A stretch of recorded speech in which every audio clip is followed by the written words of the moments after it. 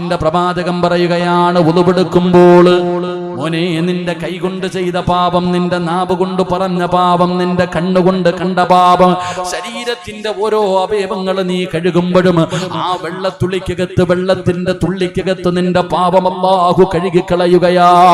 നിന്റെ പാപങ്ങൾ അല്ലാഹു പുറത്തു തരികയാ. ഒരു ഒതുമതിയടാ സ്വർഗത്തിൽ പോകാ. ഹജറുൽ അസ്വദ് മുത്തിയവനെ പോലെ നിന്റെ പാപം മുഴുവനും കഴുകിക്കളയാൻ ഒരു ഒതുവ് മതി. പക്ഷേ അത് ഒതുവാകണം ചെറുപ്പക്കാരാ. അതുകൊണ്ട് എന്റെ പ്രിയപ്പെട്ടവരോട് പറയുന്ന, നിങ്ങൾ ഒതുവെടുക്കുമ്പോ സൂക്ഷ്മത പുലർത്ത്. പെങ്ങളെ, മോളെ, അലസത കാണിക്കല്ലേ. ചിലര് പിന്നെ ഒതുവെടുക്കാൻ ഇരുന്ന് കഴിഞ്ഞാ ഒരു ടാങ്ക് വെള്ളമൊന്നും പറ്റൂല അവർക്ക് ഒതുവെടുക്കാൻ. അള്ളാഹു കാത്തിരക്ഷിക്കുമാറാകട്ടെ. പെണ്ണുങ്ങളിൽ അധികം പേർക്കും ഒരു ടാങ്ക് അല്ല, ഒരു ബക്കറ്റ്, 2 ബക്കറ്റ് വെള്ളം കൊടുത്താലും ചിലത് ഒതുവെടുത്ത്, അത് വേറെ അസുഖം, അത് വസ്വാസിൽ ഖന്നാസ്. അള്ളാഹു കാത്തിരക്ഷിക്കുമാറാകട്ടെ. ആമീൻ പറ. പെണ്ണമ്പള്ളയുടെ വസ്വാസ് കണ്ടിട്ടുണ്ടോ? അള്ളാഹുവേ, പടച്ചവനെ, പട്ടി പരിസരത്തൂടെ പോയാൽ തന്നെ പോയി. ചിലതങ്ങനെ, ഏതെങ്കിലും പറമ്പിൽ കൂടെ ഒരു നായ പോയാലും പറ്റത്തില്ല. അങ്ങനെ അതൊരു അസുഖമാ. നീ എന്ത് ചെയ്യണം? ഖുൽ അഊദു ബിറബ്ബിന്നാസ് മലിക്കിന്നാസ് ഇലാഹിന്നാസ് മിൻ ശർരിൽ വസ്വാസിൽ ഖന്നാസ്. ഓദിക്കോ. അല്ലാഹു വസ്വാസിൽ നിന്ന് നമ്മളെ കാക്കുമാറാകട്ടെ. ആമീൻ പറയടോ. അത് വന്നാലേ അല്ലാഹ് ഉണ്ടോന്ന് വരെ നീ ചിന്തിക്കും. ശൈത്താൻ അങ്ങനെ തുടക്കം. ബാത്റൂമിൽ കയറിയ ഒരുപാട് നേരെ ഇരിക്കുന്നവർക്കാണ് ഈ അസുഖം വരുന്നത്. ചിലത് ബാത്റൂമിനകത്ത് കയറി ഇരുന്ന് പാത്രം വഹിക്കുന്ന ചങ്ങായിമാരുണ്ട്. ബാത്റൂമിൽ കയറുമ്പോഴും മൊബൈലും കൊണ്ടുപോകുന്നവന്മാരുണ്ട്. ഒരു കുടുംബകലഹത്തിന്റെ വിഷയം മസ്രികത്തിൽ ഇരിക്കുമ്പോ ഭാര്യ പറയാ, എന്റെ ഭർത്താവിന്റെ കയ്യിലിരിക്കുന്ന മൊബൈലായാൽ മതിയായിരുന്നു ഉസ്താദ്. എന്തേ പെങ്ങളെ, കക്കൂസി പോകുമ്പോഴും ഇതും കൊണ്ടാ ഉസ്താദെ പോകുന്നേ. സുബ്ഹാനല്ലാഹ്. എടോ, ബാത്റൂമിനകത്ത് കയറിയിട്ട് അധികം നേരം ഇരിക്കരുത്. അത് ശൈത്താന്റെ വീടാ. ബാത്റൂമിനകത്താ ശൈത്താൻ ഇരിക്കുന്നത്. അവിടെ കയറിയിരുന്ന അല്ലാഹു കാത്തിരക്ഷിക്കുമാറാകട്ടെ. അത് ബെഡ്റൂം ഒന്നും അല്ലല്ലോ. പോയ കാര്യം കഴിയാ വരിക, ഇറങ്ങി വരിക. അല്ലാതെ അവനെ തിരിക്കരുത്. നീ കേറിയ മൂളിപ്പാട്ടും പാടി അതിനകത്ത് കുളിക്കുമ്പോഴൊക്കെ ഗാനമേള അതിനകത്ത് പാട്ട് ഏറ്റവും കൂടുതൽ ഇഷ്ടമാ. അവന്റെ ഖുർആനാ പാട്ട്. കക്കൂസി കയറുമ്പോ പാട്ട് പാടുന്നില്ല, വേറൊന്നും പാടത്തില്ല. ഈ മൂളിപ്പാട്ടൊക്കെ. പൊന്നി അങ്ങാതി, വഴുതു പറയുന്നവന് പച്ചവെള്ളം, കേൾക്കാൻ വന്നവർക്ക് ചുക്ക് കാപ്പി. കൊള്ളാം. അടികൊള്ളുന്നത് ചെണ്ട, പണം വാങ്ങുന്നത് മാരാരെന്ന് പറഞ്ഞ പോലെ കൂടി. ശരി, അള്ളാഹു ബർക്കത്ത് ചെയ്യുമാറാകട്ടെ. ബാത്റൂമിനകത്ത് കയറിയിട്ട് അധിക സമയം ഇരിക്കരുത്. നിനക്ക് വസുവാസു പിടിപെടും. അള്ളാഹു നമ്മളെ കാക്കുമാറാകട്ടെ. അത് അവസാനം കൂടിക്കഴിഞ്ഞാൽ നിനക്ക് നിസ്കരിക്കാൻ പറ്റൂല, നിനക്ക് ഖുർആൻ ഓതാൻ പറ്റില്ല, നിനക്കൊരു നന്മയും ചെയ്യാൻ പറ്റൂല. അവസാനം ഈമാൻ വരെ നഷ്ടപ്പെട്ടു പോകും. അള്ളാഹു നമ്മളെ കാക്കുമാറാകട്ടെ. കുടിച്ചോടെ. ഞാൻ ചുമ്മാ പറഞ്ഞ, നീ കുടിച്ചോ. ചുമ്മാ പറഞ്ഞ. അള്ളാഹു നമുക്ക് ഹൗദൽ കൗസർ നൽകുമാറാകട്ടെ. അൽഹംദുലില്ലാഹ്. അവൻ ഹാഫിള ഉണ്ടോ? ചെറിയ മോന. എവിടാ? അൽഹംദുലില്ലാഹ്. എനിക്ക് അത്ഭുതം തോന്നി. 13 വയസ്സേ ഉള്ളൂ. എന്താ എന്റെ പേര്? സയ്യാൻ. അൽഹംദുലില്ലാഹ്. സയ്യാൻ അല്ലടാ, അൽ ഹാഫിദ് സയ്യാനാട്ടാ. അൽഹംദുലില്ലാഹ്. അല്ലാഹു ഹാഫിളായ പൊന്നുമോൻ. അൽഹംദുലില്ലാഹ്. അവൻ എന്നെ കാണാൻ വന്നൊരു ഫോട്ടോ ഒക്കെ എടുത്ത്. എൻ്റെ ഒരു ചങ്ങാതി ഉണ്ടായിരുന്നല്ലോ അവിടെ. അല്ലാഹു പൊന്നുമോന് നല്ല ഓർമ്മശക്തി കൊടുത്ത് അനുഗ്രഹിക്കുമാറാകട്ടെ. അല്ലാഹു ഓർമ്മശക്തി കൊടുക്കുമാറാകട്ടെ. ഇതിന്റെ സംഘാടകൻ എന്തേപ്പാ? ഇതിന്റെ സംഘാടകരുടെ പ്രസിഡന്റ്. നീ സെക്രട്ടറി പ്രസിഡന്റാ? ഇതിന്റെ സെക്രട്ടറി പ്രസിഡന്റാ? നീ ഖജാൻജിയല്ലേ? പാട്ട് പുസ്തകം എഴുതിയവർക്കൊക്കെ നീ അവാർഡ് കൊടുത്തു. നിങ്ങൾ അവാർഡ് കൊടുത്തു. ഒരു ഹാഫിൾ ഉണ്ടായിട്ട് ആദരിച്ചോ? ആദരിച്ചിരുന്ന? അൽഹംദുലില്ലാഹ്. അല്ലാഹു പ്രതിഫലം നൽകുമാറാകട്ടെ. എടാ, ഇതൊക്കെ എഴുതാൻ ആരെക്കൊണ്ടും പറ്റും? 10ാം ക്ലാസ്സിൽ A+ വാങ്ങിച്ചില്ലേ? എല്ലാത്തിനും മുഴുവൻ A+ വേണം. സുബ്ഹാനല്ലാഹ്. എല്ലാവർക്കും A+. ഞാൻ നിസാരമായി കാണല്ല. ഈ 10ാം ക്ലാസ്സിൽ A+ മുഴുവനും വാങ്ങിച്ച ഏതെങ്കിലും ഒരു കുട്ടിയുണ്ടെങ്കിൽ ഞാനൊരു ആയത്ത് തരാം, നീ ഒന്ന് പഠിച്ചു തരാൻ പറ്റും? നിങ്ങൾ ഖുർആനിലെ ഒരു ആയത്ത് ഞാൻ പറഞ്ഞു തരാം. നിങ്ങൾ ഈ 10ാം ക്ലാസ്സിൽ മുഴുവനും A+ വാങ്ങിച്ച ബുദ്ധിയുണ്ടെന്ന് പറയുന്ന കുട്ടിയുടെ അടുക്കൽ ചെന്നിട്ട്, സൂറത്ത് നിസാ ആണെന്ന് തോന്നുന്നു, യുസീകുമുല്ലാഹു ഫി ഔലാദിക്കും ലിദ്ദക്കരി മിസ്ലു ഹദ്ദിൽ ഉൻസയൈൻ, 2 ആയത്തുണ്ട്. ഒന്ന് 24 മണിക്കൂർ തരാം, ഇതൊന്ന് കാണാതെ പഠിച്ചു തരാനെന്ന് പറഞ്ഞു നോക്ക്. വേണ്ട. യാ അയ്യുഹല്ലദീന ആമനു ഇദാ തദായൻതും ബിദൈനിൻ ഇലാ അജലിൻ മുസമ്മ. ഒറ്റ ആയത്ത്, ഒരു പേജ് ഉണ്ട്. ഈ ഖുർആനിലെ ഒരു ആയത്ത് കൊടുത്തിട്ട് 24 മണിക്കൂർ തരാം, ഇതൊന്ന് കാണാതെ പഠിച്ചിട്ടൊന്ന് ഓതി തരാൻ പറ ഈ A+ പഠിച്ച കുട്ടിയോട്. അള്ളാഹു നമുക്ക് ഈമാൻ തരുമാറാകട്ടെ. അപ്പൊ അതാ ഖുർആൻ. അതെല്ലാവർക്കും ഒന്നും പഠിക്കാൻ പറ്റൂല, അതെല്ലാവർക്കും ഒന്നും പഠിക്കാൻ കഴിയില്ല. അള്ളാഹ് ഇഷ്ടപ്പെട്ടവർക്ക് കഴിയൂ. അള്ളാഹു നമ്മുടെ മക്കളെ ഹാഫിളീങ്ങളാക്കി തരുമാറാകട്ടെ. ഹാഫിളീങ്ങളാക്കി തരുമാറാകട്ടെ. അതുകൊണ്ട് ഞാൻ പറയുകയാ, ഒളുവോടുകൂടി നടക്ക്. ഒളുവെടുക്കുമ്പോ സൂക്ഷ്മത പുലർത്ത്. കഴിവിന്റെ പരമാവധി ഒളുവോടുകൂടി നടക്ക്. എന്റെ പ്രിയപ്പെട്ടവരെ, എല്ലാവരും ഒളുവെടുത്തിട്ട് വേണം നടക്കാൻ. നിസ്കരിക്കുന്ന സമയത്ത് ഒളുവെടുക്കടോ. കഴിവിന്റെ പരമാവധി നിങ്ങൾ ഒളുവെടുത്തിട്ട് നടക്ക്. വലിയ അശുദ്ധിക്കാരായ കുളി നീട്ടിക്കളയല്ലേ പെങ്ങള്. എന്റെ സഹോദരങ്ങള്, സഹോദരിമാര്, എന്റെ പ്രിയപ്പെട്ട ഭർത്താക്കന്മാര്, പഠിക്ക്. പഠിച്ചവരെ, വലിയ അശുദ്ധിക്കാരായ രാവിലെ എഴുന്നേറ്റ് കുളിക്കാൻ മടിയാണ്. അങ്ങനെ നിസ്കാരം കളയാക്കി സ്കൂളിൽ വിടണം മക്കളെ. രാവിലെ ജോലി തുടങ്ങി, മക്കളെ സ്കൂളിലേക്ക് വിട്ടു, കാപ്പി ഉണ്ടാക്കി. ആ കുളി ഇങ്ങനെ നീണ്ടു പോകുകയാ. മലക്കുകൾ ശപിക്കും പെങ്ങള്, മലക്കുകൾ ശപിക്കും പെങ്ങള്. ഒന്നുമില്ലാതെ ശുദ്ധിയില്ലാതെ നടക്കുന്നവരെ അല്ലാഹുവിന് ഇഷ്ടമല്ല, മലക്കുകൾക്ക് ഇഷ്ടമല്ല. അതുകൊണ്ട് വലിയ ശുദ്ധിക്കാരായാൽ നിങ്ങൾ പെട്ടെന്ന് കുളിക്കണേ. ആ രാത്രിയിൽ തന്നെ കുളിക്കാൻ പറ്റുമെങ്കിൽ നിങ്ങൾ കുളിക്ക്. പടച്ചവരെ, അതുകൊണ്ട് പറയുകയാ, എപ്പോഴും ഒളുവോടുകൂടി നടക്ക്. ഉറങ്ങുമ്പോഴും ഒളുവോടുകൂടി വേണം ഉറങ്ങാൻ. ചെറുപ്പക്കാരാ, ചെവിയിൽ പാട്ട് വെച്ചുകൊണ്ട് സിനിമ കണ്ടുകൊണ്ട് ഉറങ്ങുന്ന ചെറുപ്പക്കാരുണ്ടല്ലോ. നിങ്ങളെ അങ്ങനെ ഉറങ്ങല്ലേ മോളെ. സിനിമ കണ്ടുകൊണ്ടൊരിക്കലും ഉറങ്ങരുത്, പാട്ട് കേട്ടുകൊണ്ടൊരിക്കലും ഉറങ്ങരുത്. കാരണം അത് മരണമാ. ഉറക്കമെന്ന് പറഞ്ഞ മരണമാണ്. അങ്ങനെ കിടന്നു മരിച്ചാൽ തെറ്റ് കണ്ടുകൊണ്ടിരിക്കുന്ന സമയത്താണ് നീ മരിക്കുന്നതെങ്കിൽ അതുപോലെയാ കബറിനകത്തും നാളെ പരലോകത്തും നീ മറന്നു പോകരുത്. അതുകൊണ്ട് ഉറങ്ങുമ്പോഴും ഒളുവെടുത്തിട്ട് വേണം കിടന്നുറങ്ങാൻ. ഒരാള് കിടന്നുറങ്ങുമ്പോ ഒളുവെടുത്തിട്ട് കിടന്നുറങ്ങിയ അല്ലാഹുവേ, മൻ ബാത താഹിറുൻ ബാത ഫീ സിആരിഹി മലകുൻ ലാ യസ്തൈഖദു സഅതം മിൻ ലൈൽ. ഒരു മലക്ക് നിന്റെ തലയുടെ ഭാഗത്ത് നിൽക്കുകയാ. വാപ്പാതി ഒളുവെടുത്തിട്ടാണ് ഉറങ്ങുന്നതെങ്കിൽ, ഒളുവെടുത്തിട്ടാണ് കിടക്കുന്നതെങ്കിൽ നിന്റെ തലയുടെ ഭാഗത്ത് ഒരു മലക്ക് നിന്നിട്ട് ദുആ ചെയ്യുകയാ. നീ കരുണ കാണിക്കണേ അല്ലാ, നീ പുറത്തു കൊടുക്കണേ അല്ലാ, നീ നന്മയുടെ കൂലി കൊടുക്കണേ അല്ലാ. നീ ഉറക്കത്തിൽ നിന്ന് ഉണരുന്നത് വരെ അല്ലാഹുവിന്റെ മലക്കുകളിൽ നിന്ന് ദുആ ചെയ്യുകയാ. നിന്റെ ഉറക്കവും ഇബാദത്താ, നിന്റെ ഉറക്കവും ഇബാദത്താ മോനെ. ആ കിടപ്പിൽ കിടന്നു മരിച്ചാലോ, ആ കിടപ്പിൽ കിടന്നു മരിച്ചാലോ മോനെ, ഒന്നുവോടുകൂടി വേണം മരിക്കാൻ, ഒന്നുവോടുകൂടി വേണം മരിക്കാൻ. ഉറക്കമെന്ന് പറഞ്ഞ മരണമാണ്. അതുകൊണ്ടാണ് അല്ലാഹുമ്മ ബിസ്മിക അമൂതു വ അഹ്യാ. നീ ഇത് പറഞ്ഞിട്ടാ കിടക്കുന്നത്. ഉറക്കം മരണമാണെന്ന് മനസ്സിലാക്കണമെങ്കിൽ രാവിലെ എഴുന്നേൽക്കുമ്പോ നീ പറയുന്ന ദുആയുണ്ടല്ലോ, അൽഹംദുലില്ലാഹില്ലദീ അഹ്യാനാ ബഅദമാ അമാതനാ വഇലൈഹിൻ നുശൂർ. മരിച്ചു കിടന്ന് എനിക്ക് ഒരു ദിവസം കൂടെ ജീവിക്കാനുള്ള അവസരം തന്ന അല്ലാഹ്, അൽഹംദുലില്ലാഹ്. ഉറക്കം മരണമാണ്, ഉറക്കം മരണമാണ്. ഉറങ്ങാൻ കിടന്ന വാപ്പ എഴുന്നേറ്റില്ലല്ലോ, ഉമ്മ എഴുന്നേറ്റില്ലല്ലോ, ഭർത്താവ് എഴുന്നേറ്റില്ലല്ലോ. അതുകൊണ്ട് ഉറക്കം മരണമാണ്. ഒളുവോടുകൂടി വേണം കിടക്കാൻ. മരിച്ചാലും ഒളുവോടുകൂടി വേണം മരിക്കാൻ. ഒളുവോടുകൂടി മരിച്ചാ ആര് വരുമെന്നറിയുമോ? ആര് വരുമെന്നറിയുമോ ബാപ്പാ? ഒരാള് മരിക്കുന്നത് ഒളുവോടുകൂടിയാണെങ്കിൽ അവനെ കാണാ VIP വരികയാണ്. അസ്റായിൽ മാത്രമല്ല, ഖാബിദുൽ അർവാഹ് അസ്റായിൽ എന്ന് പറയുന്ന മലക്കും തന്റെ അനുയായികളുമല്ല. ഒളുവോടുകൂടിയാണ് ഒരു മനുഷ്യൻ മരിക്കുന്നതെങ്കിൽ ആര് വരുമെന്നറിയുമോ? ഒളുവോടുകൂടി മരിക്കലേറ്റം മെച്ചമാ. ജിബ്രീൽ വരുമെന്നും ഹദീസിൽ സ്പഷ്ടമാ. അല്ലാഹുവിന്റെ പ്രവാചകന്മാർക്ക് വഹീമായിട്ട് ഇറങ്ങി വന്ന മുഖറബുൽ അംലാക്കും മലക്ക് ജിബ്രീൽ. ജിബ്രീൽ എന്ന് പറയുന്ന മലക്ക് നിന്റെ റൂഹ് പിടിക്കുമ്പോ കടന്നു വരികയാ. അസ്റായിൽ എന്ന് പറയുന്ന മലക്കും തന്റെ അനുയായികളും നിന്റെ റൂഹ് പിടിക്കുമ്പോ പടച്ചവരെ അസ്റായിൽ എന്ന് പറയുന്ന മലക്ക് റൂഹ് പിടിക്കുമ്പോ ജിബ്രീൽ എന്ന് പറയുന്ന മലക്കിന്റെ സാന്നിധ്യം അവിടെ വരികയാണ്. നബി തങ്ങളുടെ റൂഹ് പിടിക്കാൻ അസ്റായിൽ വന്നപ്പോ നബി തങ്ങൾ ചോദിക്കുന്നു, ജിബ്രീൽ എവിടെ?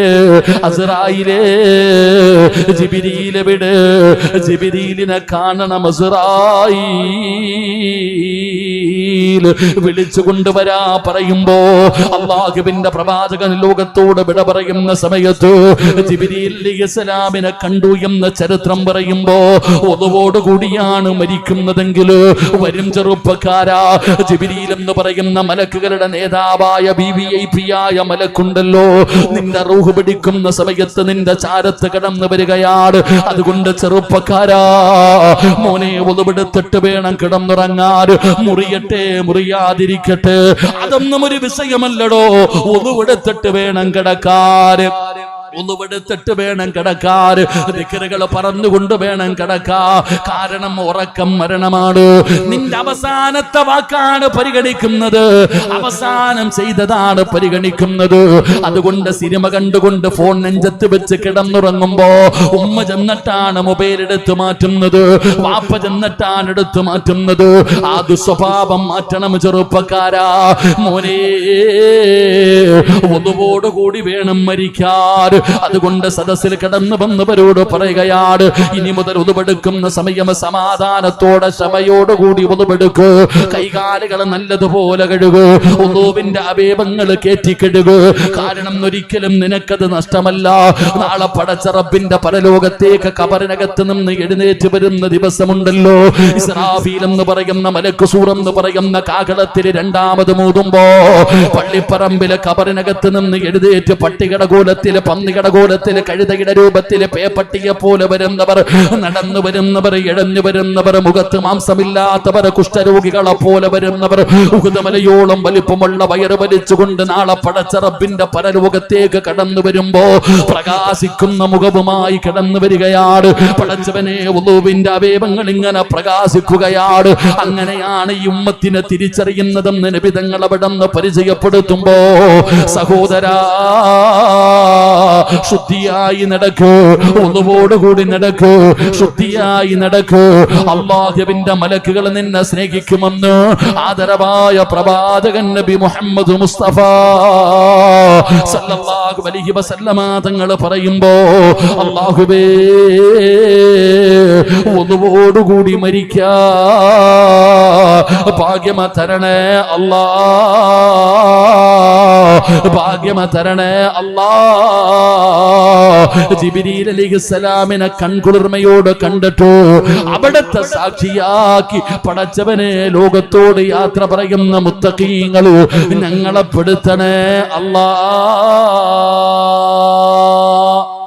അപ്പൊ രണ്ടാമത്തെ നന്മ ഒന്നുവെടുക്കണം.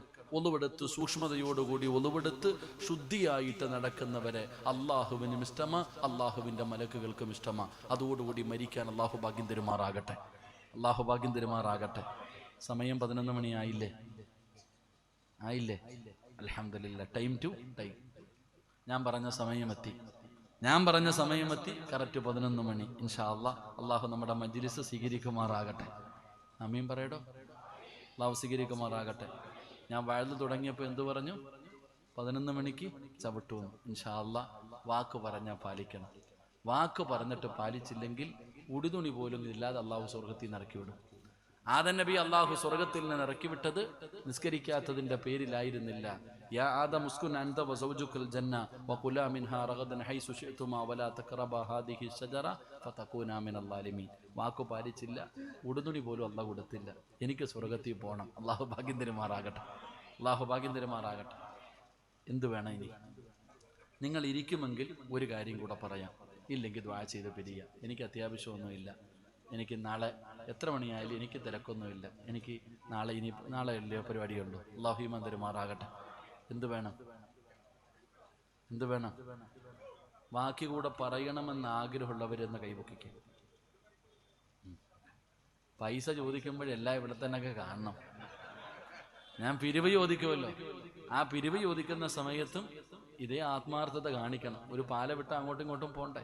ഇൻഷാ അല്ലാഹ് അല്ലാഹു ഭാഗ്യം തരുമാറാകട്ടെ, അല്ലാഹു ഭാഗ്യം തരുമാറാകട്ടെ. ഇൻഷാ അല്ലാഹ്. കഴിഞ്ഞില്ലേ ഇപ്പൊ ചായ കുടിയും ബക്കറ്റ് പിരിവും എല്ലാം കഴിഞ്ഞില്ലേ? ഇൻഷാ അല്ലാഹ്. ഇനിയെങ്കിലും ഇരുന്നെല്ലാം കേട്ടോ. അടുത്ത മൂന്നാമത്തത് അൽഹംദുലില്ലാഹ്. അള്ളാഹു നമുക്ക് ഈമാൻ തരുമാറാകട്ടെ.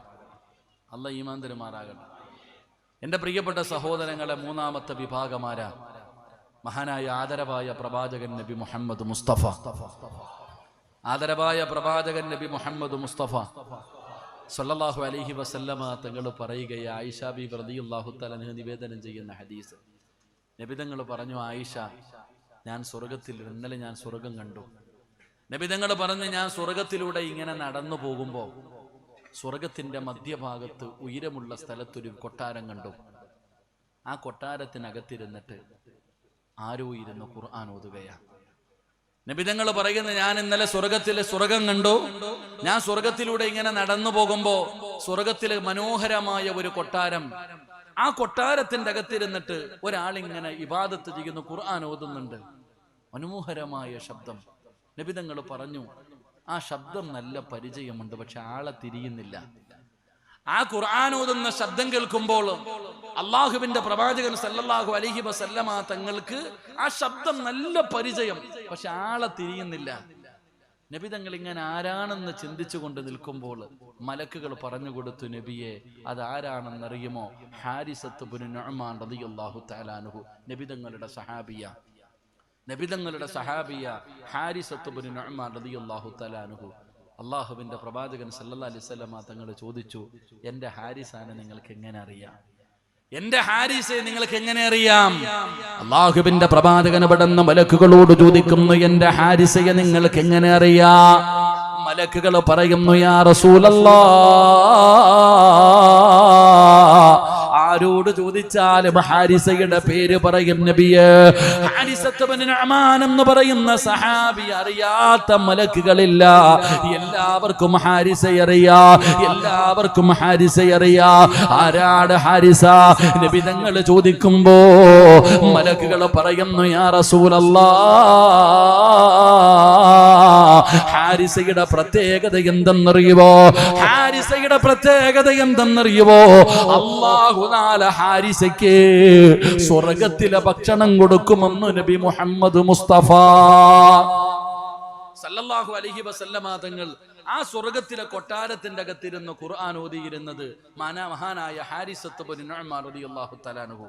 ഈ ഹാരിസത്ത് ബിൻ നുഅ്മാൻ എന്ന് പറയുന്ന സഹാബിയുടെ പ്രത്യേകത, ആ സ്വഹാബിക്ക് നാളെ അള്ളാഹു സ്വർഗത്തിലെ ഭക്ഷണം കൊടുക്കും. അള്ളാഹു നമുക്ക് ഈമാൻ നൽകുമാറാകട്ടെ. അള്ളാഹു നേരിട്ട് സ്വർഗത്തിലെ ഭക്ഷണം കൊടുക്കുന്ന സഹാബിയാണ് ഹാരിസത്ത് ബിൻ നുഅ്മാൻ റളിയല്ലാഹു തആല അൻഹു.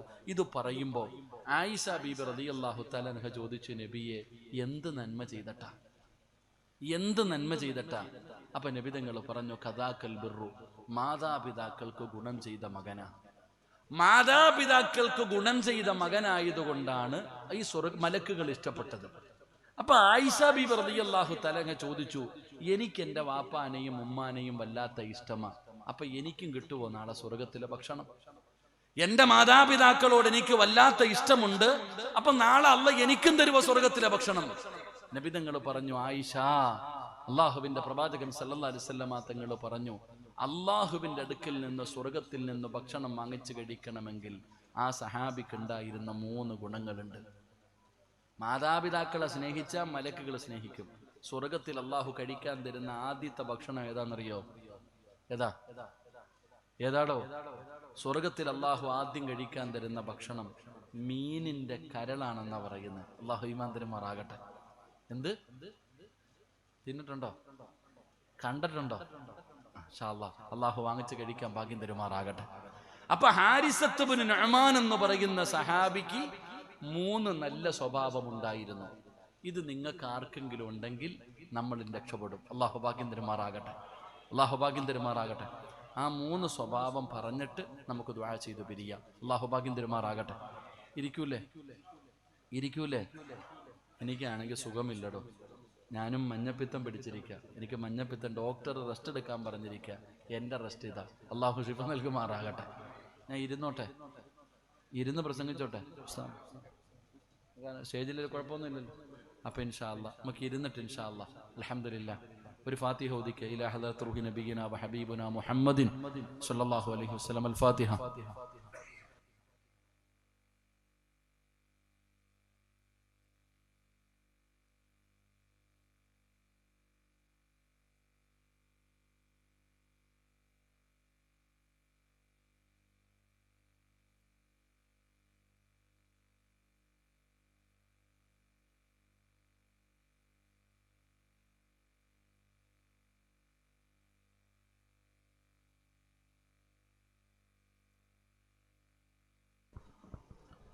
ഇൻഷാ അല്ലാഹ്. അള്ളാഹു നമ്മുടെ മജ്ലിസ് പരിപൂർണമായി സ്വീകരിക്കുമാറാകട്ടെ.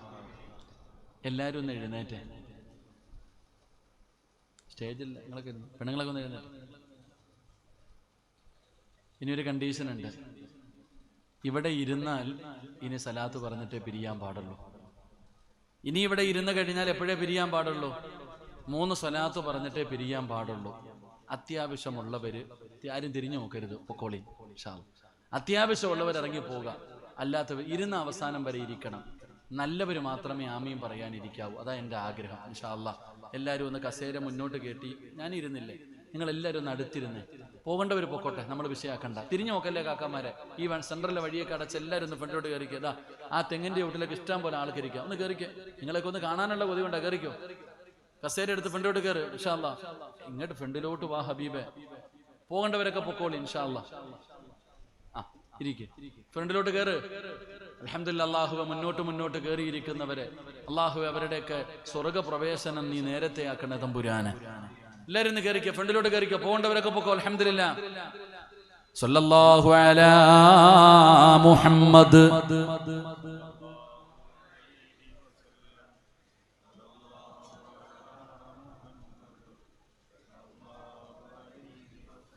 اللهم صل على محمد يا رب صل عليه وسلم. അല്ലാഹു സ്വീകരിക്കുമാറാകട്ടെ. ഇനി റോഡിൽ നിൽക്കണ ചങ്ങാതി പുറകെ കസേര ഉണ്ട്, അവിടെ കയറി ഇരിക്ക്. വെറുതെ നിന്ന് കാലിന് അസുഖം ഉണ്ടാക്കണ്ട. ഇൻഷാ അല്ലാഹ് നിങ്ങളൊക്കെ ഇരിക്കുന്നില്ല, ഇവരിങ്ങനെ എല്ലാവരും നീറ്റ്, നിങ്ങളാരും ഇരിക്കണില്ല. സംഘാടകരൊക്കെ സ്റ്റേജിൽ കയറി ഇരുന്നേപ്പോ അങ്ങോട്ട് കയറി ഇരുന്ന് അത്രയും സന്തോഷം. കയറി ഇരി, നീ ഖജാൻജിയാന്ന് പറഞ്ഞിട്ട് സ്റ്റേജിൽ കയറി ഇരി. ഇൻഷാ അല്ലാഹ് അൽഹംദുലില്ലാ. അല്ലാഹു നമുക്ക് ഈമാൻ തരുമാറാകട്ടെ. ഇങ്ങോട്ട് നോക്കിക്കേ, വാപ്പായോ ഉമ്മായോ ആരെങ്കിലും മരിച്ചവരൊക്കെ ഒന്ന് കൈപൊക്കിക്കേ. മാതാപിതാക്കൾ ആരെങ്കിലും മരിച്ചിട്ടുള്ളവര് അള്ളാഹു അവരുടെ കബറിടം വിശാലമാക്കി കൊടുക്കുമാറാകട്ടെ, സ്വർഗപൂങ്കാവനമാക്കി കൊടുക്കുമാറാകട്ടെ.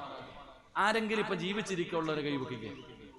ആരെങ്കിലും ഉണ്ടെങ്കിൽ, വാപ്പായോ ഉമ്മായോ ആരെങ്കിലും ഉണ്ടെങ്കിൽ അള്ളാഹു ആഫിയത്തുള്ള ദീർഘായുസ്സ് കൊടുക്കുമാറാകട്ടെ. ഈ കൈപൊക്കിയവരെല്ലാരും കേട്ടോ.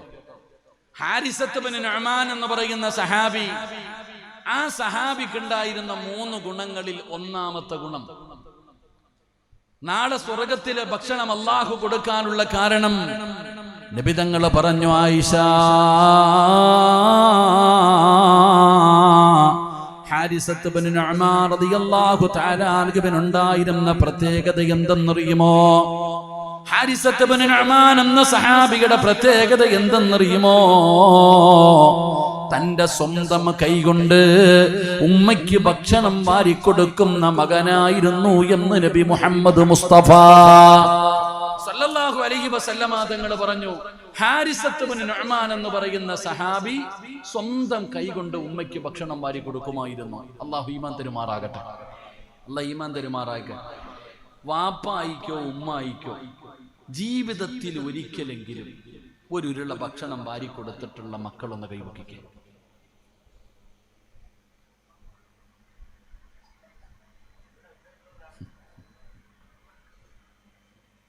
അല്ലാഹു അഅലം. പടച്ചോൻ നമുക്ക് ഈമാൻ നൽകുമാറാകട്ടെ. ഉണ്ടോ എന്ന് ചോദിച്ചപ്പോൾ എല്ലാവരും കൈവക്കി. നിന്റെ ഉമ്മാടെ വായില്, നിന്റെ വാപ്പയുടെ വായില് ഇത്ര കാലത്തിന്റെ ഇടയിൽ ഒരു വട്ടം പോലും നീ വാരിക്കൊടുത്തില്ലല്ലോ വാപ്പ. നിന്നെക്കാലം നഷ്ടവാളി ആരാവുള്ള? നീ ചിന്തിക്കും.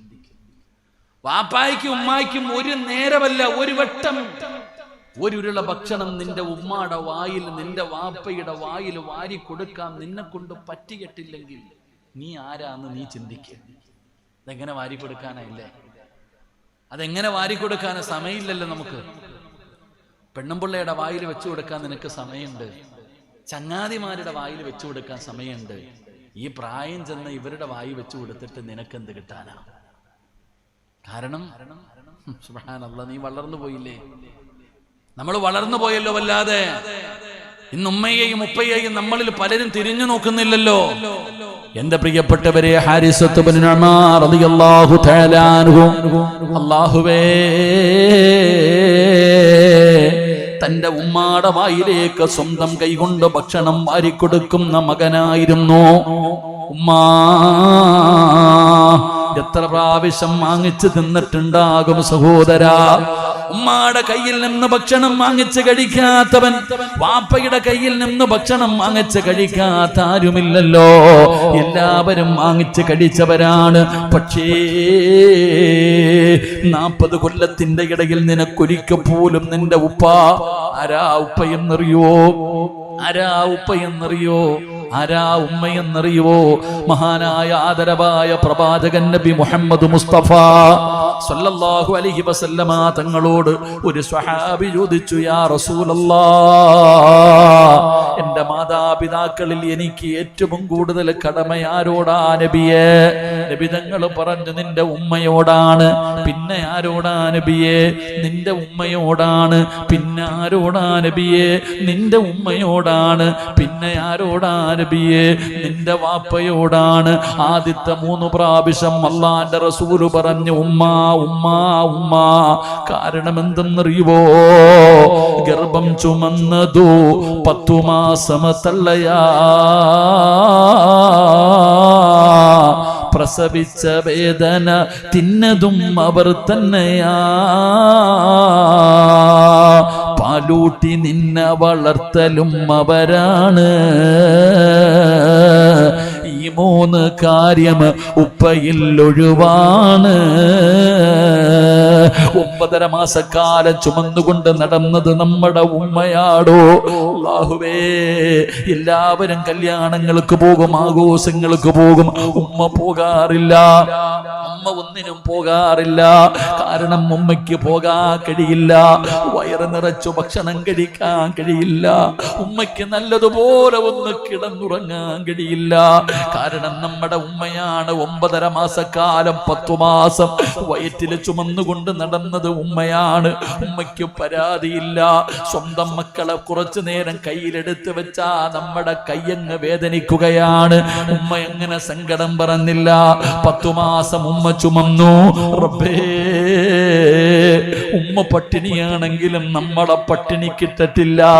ഉമ്മ പരാതിയില്ല. പടച്ചവനെ, പ്രസവം കഴിഞ്ഞ് 7 ആകുന്നതിന് മുമ്പ്, 3 ആകുന്നതിന് മുമ്പ് ഉമ്മ തന്നെയാ വീടെടുത്തിട്ട് ചോറ് വെച്ചത്, കറി വെച്ചത്, മിറ്റം തൂത്തത്, വീട് വൃത്തിയാക്കിയത് ഉമ്മയാണ്. ആ പാപത്തിന് റെസ്റ്റുമില്ലടോ. ആ പാപത്തിന് റെസ്റ്റില്ല. അത് തന്നെയാ സർവ്വ ജോലിയും ചെയ്യുന്നത്. തിന്നാനില്ലെങ്കിലും മോനെ നീയൊന്ന് കരഞ്ഞാ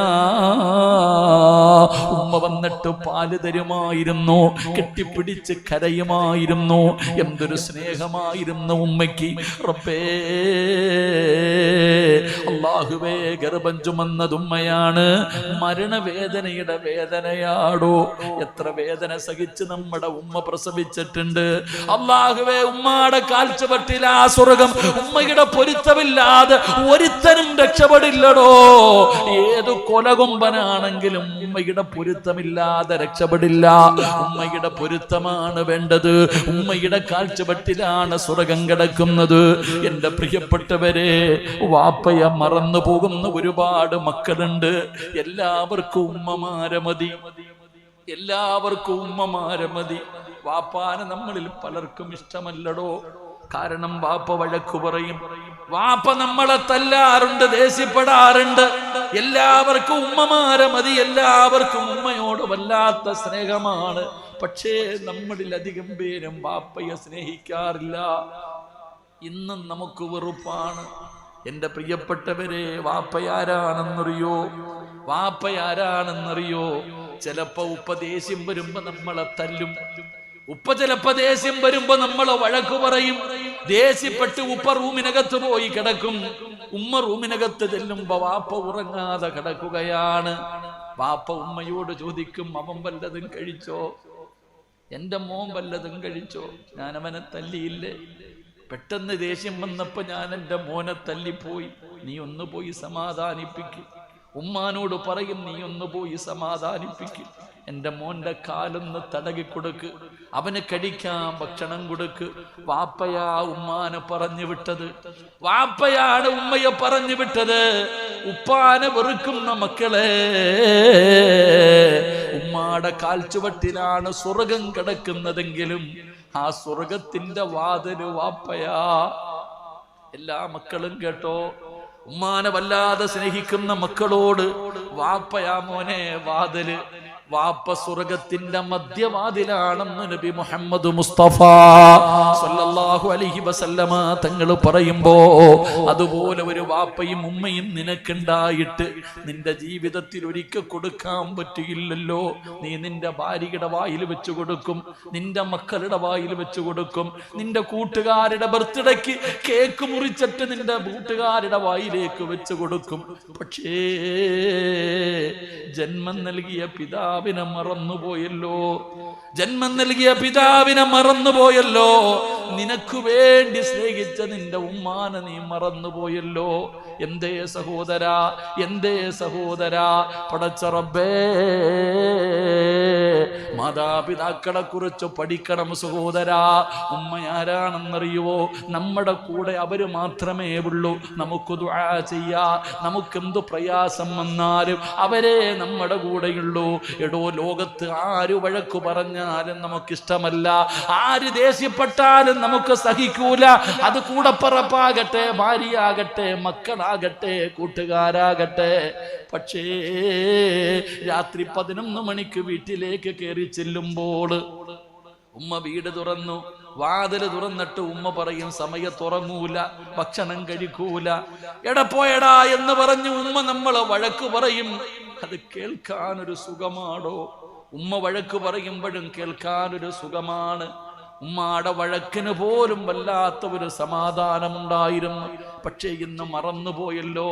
എന്റെ സഹോദരനോട് ഞാനൊന്ന് ചോദിക്കട്ടെ, നീ ഒരു കച്ചവടം തുടങ്ങി, നീ കച്ചവടം തുടങ്ങിയിട്ട് ഉമ്മാനോട് പറഞ്ഞില്ല, വാപ്പയോട് പറഞ്ഞില്ല, ആരും അറിയാതെ നീയും നിന്റെ ഭാര്യയും രഹസ്യമാക്കി ഒരു കച്ചവടം തുടങ്ങി.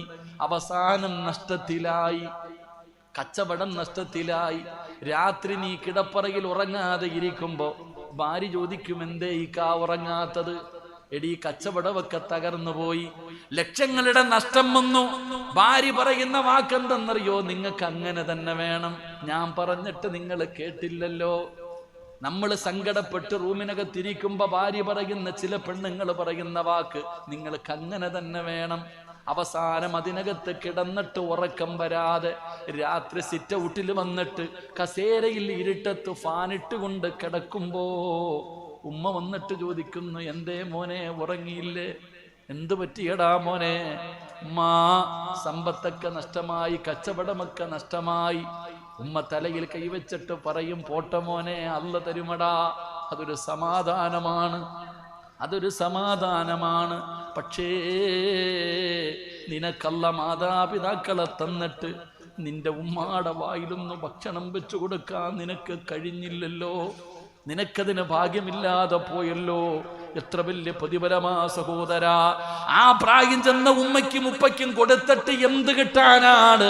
എന്റെ പ്രിയപ്പെട്ട ഭർത്താക്കന്മാരോട് പറയുകയാ, മാതാപിതാക്കളെ കുറിച്ച് പഠിക്ക് സഹോദരാ. ഹാരിസത്ത് ബിൻ നുഅ്മാൻ എന്ന് പറയുന്ന സ്വഹാബി തന്റെ ഉമ്മായിക്ക് ഭക്ഷണം വാരിക്കൊടുക്കുന്ന മകനായിരുന്നു. തന്റെ ഉമ്മാടെ വായിൽ ഭക്ഷണം വാരി വെക്കുന്ന മകനായിരുന്നു. രണ്ട്, ഹാരിസത്ത് ബിൻ നുഅ്മാൻ ഉമ്മാടെ മുമ്പിൽ ശബ്ദമുയർത്തൂല. ഒരിക്കൽ പോലും തന്റെ ഉമ്മയുടെ മുമ്പിൽ ശബ്ദമുയർത്തിയിട്ട് സംസാരിക്കാത്ത സഹാബിയ ഹാരിസത്ത് ബിൻ നുഅ്മാൻ റളിയല്ലാഹു തആല അൻഹു എന്ന് നബി തങ്ങൾ അവിടെന്ന് പറഞ്ഞു കൊടുക്കുമ്പോ, ഇന്ന് ഉമ്മാടെ മുമ്പിൽ പടച്ചവരെ, ഉമ്മാനെ തല്ലാൻ കൈവെക്കുന്ന മക്കളുണ്ടല്ലോ, ഉമ്മാനെ ചീത്ത വിളിക്കുന്ന മക്കൾ, ഉമ്മയോട് കയർത്ത് സംസാരിക്കുന്ന മക്കൾ. ഉമ്മയ്ക്ക് പേടിയാടോ, വാപ്പയ്ക്ക് പേടിയാടോ മക്കളുടെ മുമ്പിൽ സംസാരിക്കാൻ? ഉമ്മാനെ ഭരിക്കുന്ന മക്കൾ. നിബിതങ്ങൾ പറഞ്ഞു, സ്വഹാബാ, മക്കള് മാതാപിതാക്കളെ ഭരിക്കുന്ന ഒരു കാലം വരാതെ ലോകം അവസാനിക്കില്ല എന്ന് നബി മുഹമ്മദ് മുസ്തഫ സല്ലല്ലാഹു അലൈഹി വസല്ലമ തങ്ങൾ പറയുമ്പോ, ഇന്ന് ഉമ്മമാരെ നോക്കാ സമയമില്ല, ഇന്ന് ഉമ്മമാരെ നോക്കാ സമയമില്ല. ഉമ്മമാരുടെ അവസ്ഥ എന്തെന്നറിയോ? ഇന്ന് വാപ്പയുടെ അവസ്ഥ എന്തെന്നറിയുമോ? പടച്ചവനെ, ഇന്ന് വാപ്പമാരുടെയും ഉമ്മമാരുടെയും ജോലി എന്തെന്നറിയുമോ? ഇന്ന് വാപ്പാടെ ജോലി എന്താ? എടാ, ഒരുത്തൻ പെണ്ണ് കെട്ടി, ഇവൻ പെണ്ണ് കെട്ടി ഉമ്മ ഗൾഫിലാണ്, ഉമ്മ ദുആ ചെയ്തിട്ടാ ഗൾഫിൽ പോയെ. ഇവൻ ഗൾഫിൽ പോയ കഥയൊന്നും പറയണ്ട. ഉമ്മ വഅദിന്റെ സദസ്സിൽ പോയി കിട്ടുന്ന കാശ് കൊടുത്തിട്ട് ദുആ ചെയ്ത് മകനൊരു ജോലിയായി, നല്ല നിലയിലായി, നല്ല കുടുംബത്തിൽ നിന്ന് പെണ്ണ് കെട്ടി. ഉമ്മ ചോദിച്ചു, മോനെ എന്നെ കൂടെ കൊണ്ടുപോകൂടാ? ഇല്ലുമ്മ, റൂമില്ലുമ്മ, വിസയില്ലുമ്മ, പൈസ ഇല്ലുമ്മ. പക്ഷെ കല്യാണം കഴിഞ്ഞ് 3 മാസം ആകുന്നതിന് മുമ്പേ ഭാര്യയെ കൊണ്ടുപോയി. 3 മാസം ആകുന്നതിന് മുമ്പേ ഭാര്യയെ കൊണ്ടുപോയവൻ കുറച്ചു നാള് കഴിഞ്ഞപ്പോൾ ഉമ്മാനെ വിളിച്ചിട്ട് പറഞ്ഞു, ഉമ്മ വിസ എടുത്തിട്ടുണ്ട്, പാസ്പോർട്ടൊക്കെ റെഡിയാക്കണം ഗൾഫിൽ പോകാൻ. ഉമ്മ പാസ്പോർട്ടൊക്കെ എടുത്തു.